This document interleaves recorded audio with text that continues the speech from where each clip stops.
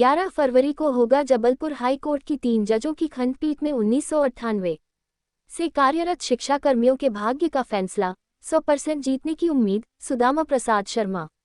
हमारे भोपाल संवाददाता की खास रिपोर्ट। मध्य प्रदेश में 20 जनवरी 1998 के श्रीमान आर.पी. वर्मा अवर सचिव स्कूल शिक्षा विभाग मध्य प्रदेश शासन भोपाल के हस्ताक्षर से जारी आदेश अनुसार दिनांक 1/7/1998 में शिक्षा विभाग में कार्यरत शिक्षकों, सहायक शिक्षक, उच्च श्रेणी शिक्षक, व्याख्याता शिक्षकों के रिक्त मूल पदों के विरुद्ध स्कूलों में शैक्षणिक व्यवस्था सुचारू रूप से संचालन करने के लिए शिक्षा कर्मियों के नाम से नए पदों का सृजन करते हुए जनपद पंचायत और जिला पंचायत तथा नगरीय निकाय के माध्यम से शिक्षा कर्मियों वर्ग 1, शिक्षा कर्मियों वर्ग 2 तथा शिक्षा कर्मियों वर्ग 3 के रूप में शिक्षा कर्मियों वर्ग 3 की 800 रुपये मासिक वेतनमान के साथ 20 रुपया वार्षिक वेतन वृद्धि लगाने और शिक्षा कर्मियों वर्ग 2 की 1000 रुपये मासिक वेतनमान पर 30 रुपया वार्षिक वेतन वृद्धि लगाने के साथ शिक्षा कर्मियों वर्ग 1 की 1200 रुपये मासिक वेतनमान पर 40 रुपये वार्षिक वेतन वृद्धि लगाई जाती थी और 25/9/1998 के श्रीमती सुषमा शर्मा अवर सचिव स्कूल शिक्षा विभाग मध्य प्रदेश शासन भोपाल के हस्ताक्षर से जारी आदेश अनुसार उक्त संवर्ग को 182% महंगाई भत्ता शिक्षा विभाग के पुराने शिक्षक भाई बहन की तरह दिया जाता था। इसके बाद उक्त संवर्ग को उनकी 3 वर्ष की परिवीक्षा अवधि संतोषजनक ढंग से पूर्ण करने पर 200 में प्रमुख सचिव स्कूल शिक्षा विभाग मध्य प्रदेश शासन भोपाल के हस्ताक्षर से जारी आदेश पत्र क्रमांक F26/2020 1/763 भोपाल दिनांक 23/1/2002 द्वारा जनपद पंचायत और जिला पंचायत तथा नगरीय निकाय के प्रस्तावों पर संबंधित जिलों के जिला शिक्षा अधिकारी महोदय ने ब्लॉक शिक्षा अधिकारी गणों की नोटिस पर नियमित वेतनमान पर नियमित कर दिया गया था। उक्त संवर्ग की नियुक्ति के समय जनपद पंचायत और जिला पंचायत तथा नगरीय निकाय के सीईओ को उप संचालक लोक शिक्षण के अधिकार मात्र चयन करने दिए गए थे। उन्होंने चयन प्रक्रिया पूरी करके चयनितों की सूचियां तथा स्कूलों में रिक्त पदों की सूचियां अनुसार शिक्षा कर्मियों की नियुक्तियां स्कूलों में रिक्त पदों कर दी थी। तब से लेकर आज तक उक्त संवर्ग पर संपूर्ण नियंत्रण शिक्षा विभाग के अधिकारियों का ही रहा है और है तथा तब से लेकर आज तक उक्त संवर्ग शिक्षा विभाग के पुराने शिक्षक भाई बहन की तरह समस्त शासकीय आदेशों का पालन करते हुए बगैर एक भी दिन सर्विस ब्रेक हुए लगातार अपनी सेवाएं देता आ रहा है। जब भी किसी भी गलती पर यदि किसी का निलंबन हुआ है तो वह संबंधित ब्लॉक शिक्षा अधिकारी महोदय या फिर जिला शिक्षा अधिकारी महोदय की नोटिस पर निलंबन समाप्त करके बहाल किया जाता रहा है। और फिर 30/6/2007 को जब अध्यापक संवर्ग का गठन किया गया था तब तत्कालीन डीपी दुबे आयोग की रिपोर्ट पर 1/4/2007 से 1998 बाल शिक्षा कर्मियों की 2007 तक उनकी 9 वर्ष की सेवा अवधि की गणना निरंतरता में करते हुए अध्यापक संवर्ग में नवीन नियुक्ति नहीं करते हुए संविलियन किया गया है। तब सहायक अध्यापक का वेतनमान 3,100 5,000 रखा गया था तो वही अध्यापकों का 4,125 6,500 रुपये रखा गया था। इसी तरह वरिष्ठ अध्यापकों का वेतनमान 5,175 8,500 ग्रेड पे स्केल रखा गया था, जिस पर शिक्षा विभाग के अन्य पुराने शिक्षकों की तरह महंगाई भत्ता दिया जाता था। और फिर इसके बाद 1998 बाल शिक्षा कर्मियों को 2010 में उनकी सेवा अवधि की गणना निरंतरता में करते हुए जब उन्होंने 12 वर्ष की सेवा पूर्ण कर ली थी तब उनको पहली क्रमोन्नति लगाए जाने का लाभ दिया गया था। इसके बाद शासन ने 1 जनवरी 2005 से मध्य प्रदेश में पुरानी परिवार पेंशन योजना बंद कर दी थी, लेकिन 1998 में नियुक्त होकर 2001 में नियमित वेतनमान पर नियमित हो चुके शिक्षा कर्मियों को जबरदस्ती अप्रैल 2011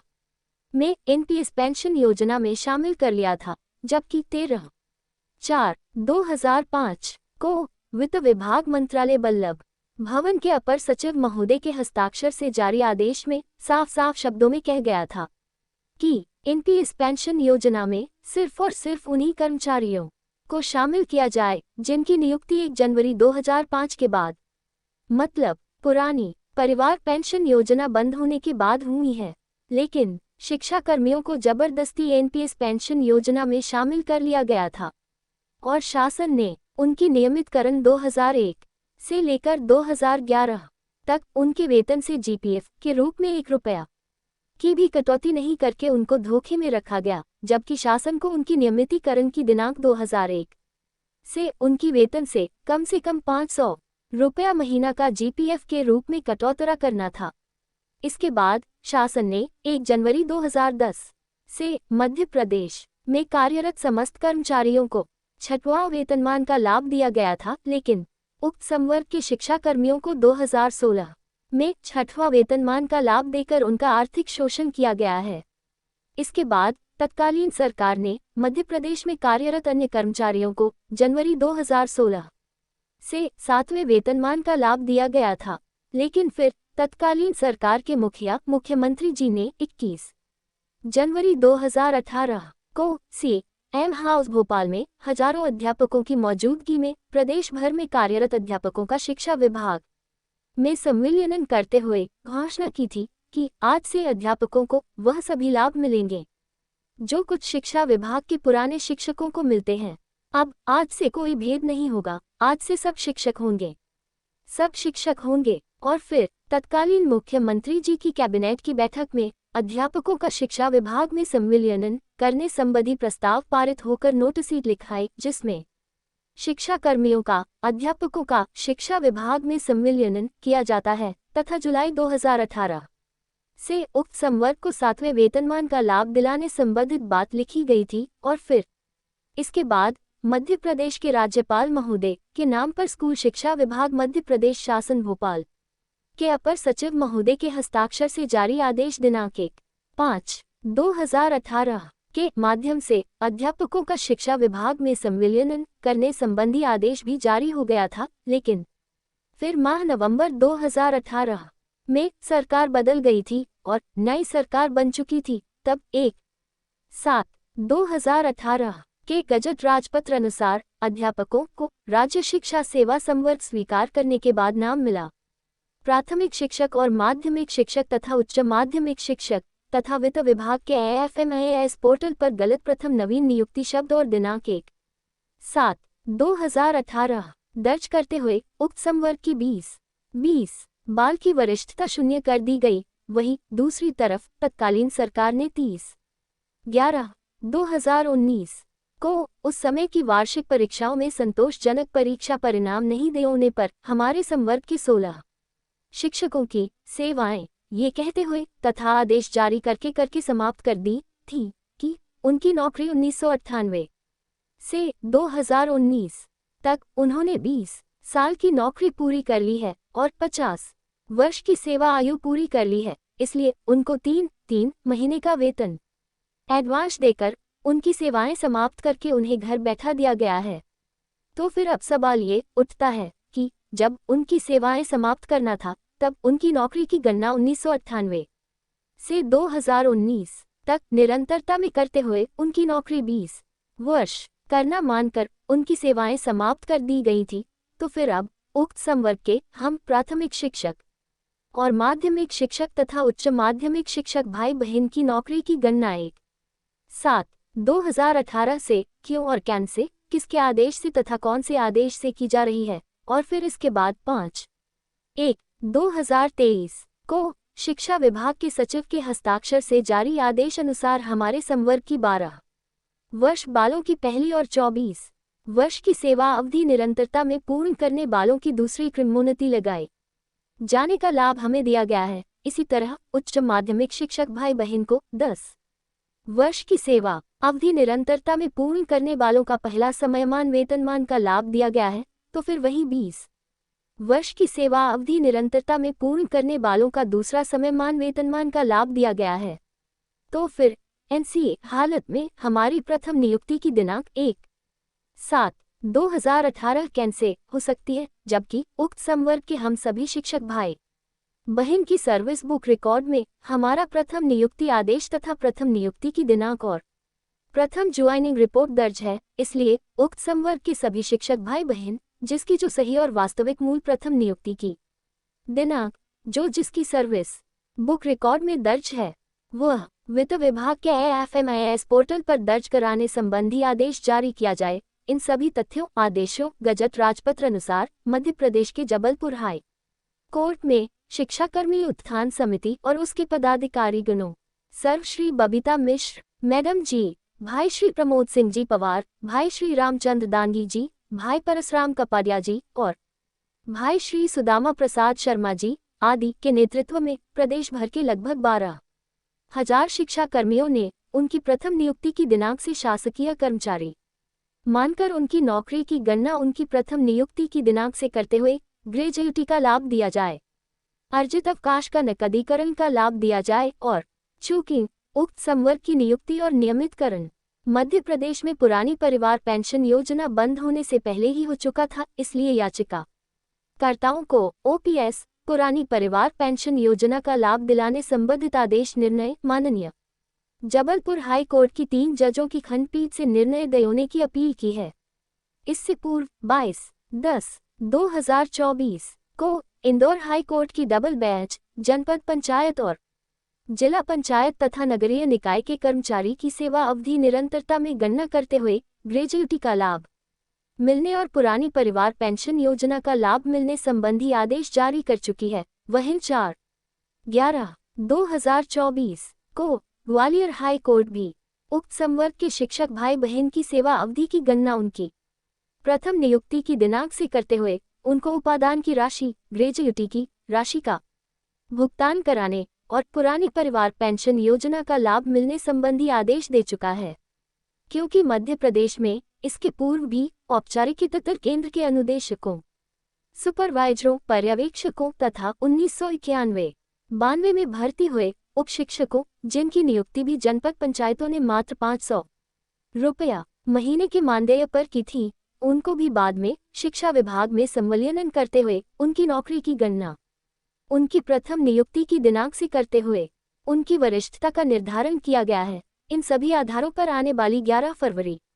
2025 को मध्य प्रदेश के जबलपुर हाई कोर्ट में 1998 वाले हजारों शिक्षा कर्मियों के भाग्य का फैसला होगा। शिक्षा कर्मियों की उत्थान समिति की तरफ से 12,000 शिक्षा कर्मियों की कुल 38 याचिकाओं की अंतिम सुनवाई होगी। शिक्षा कर्मियों की तरफ से सुप्रीम कोर्ट के जाने माने एडवोकेट श्री सलमान खुर्शीद साहब और एडवोकेट श्री नलिनी कोहली साहब एवं जबलपुर हाई कोर्ट के जाने माने एडवोकेट श्री विवेक तनखा साहब हमारे समर्थन और पक्ष में दलीलें 3 जजों की खंडपीठ में जबलपुर में उपस्थित रहकर बहस करेंगे और हम 100% तो क्या 1000% जीतेंगे। सभी 11 फरवरी 2025 को अपने अपने भगवान अल्लाह ईश्वर आदि से प्रार्थना करें, भगवान हमें जीत दिलाएं। लोगों का विश्वास न्यायालय तथा न्यायाधीशों पर बना रहे, ऐसा कहते सुनते आए हैं कि न्याय की कुर्सी पर बैठा न्यायमूर्ति भगवान का रूप होता है। भगवान आपको हमको विजय दिलाएंगे, ऐसा विश्वास बनाए रखें। आपका शुभ चिंतक सुदामा प्रसाद शर्मा, पूर्व प्रदेश अध्यक्ष, राष्ट्रीय पुरानी पेंशन बहाली संयुक्त मोर्चा मध्य प्रदेश एवं प्रदेश प्रवक्ता शिक्षक वरिष्ठता बहाली मंच मध्य प्रदेश। 21 जनवरी 2018 को तत्कालीन मुख्यमंत्री जी माननीय श्री शिवराज सिंह जी चौहान द्वारा अध्यापकों का शिक्षा विभाग में संविलियन करने तथा ये कहते हुए घोषणा कि आज से अध्यापकों को वह सब कुछ मिलेगा जो कुछ लाभ शिक्षा विभाग के पुराने शिक्षकों को मिलते हैं। इसके बावजूद 1/7/2018 से हम 1998 बालों की वित्त विभाग के AFMIS पोर्टल पर नवीन नियुक्ति शब्द दर्ज कर रखा है। इस वीडियो को 3 जजों की जबलपुर हाई कोर्ट की खंडपीठ में जजों को सुनवाने की व्यवस्था कराएं। अपने एडवोकेट के माध्यम से ऐसा करने की मांग रखें। सुदामा प्रसाद शर्मा, पूर्व प्रदेश अध्यक्ष, राष्ट्रीय पुरानी पेंशन बहाली संयुक्त मोर्चा। अध्यापकों का सबसे बड़ा नेता शिवराज सिंह चौहान है। ये अलग अलग सारे संवर्ग समाप्त किए जाएंगे, केवल शिक्षा विभाग रहेगा।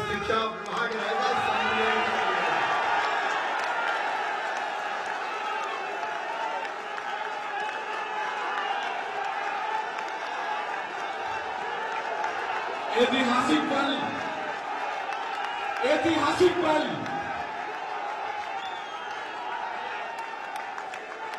मित्रों,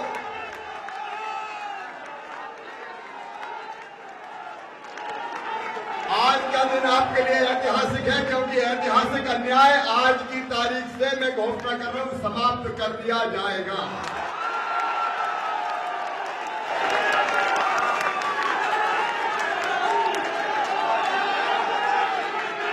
अलग अलग खानों में बांट दिया गया, कोई कर्मी हो गए, कोई शिक्षक हो गए, कोई गुरुजी हो गए। अब कुछ नहीं होंगे, केवल शिक्षक होंगे, केवल शिक्षक होंगे, केवल शिक्षक होंगे। इसमें सब चीज समाई हुई है, इसमें स्थानांतरण भी है, इसमें गुरुजियों का वरिष्ठता क्रम भी है, इसमें मातृत्व अवकाश भी है। जो आम शिक्षक को है वो सब तुमको है।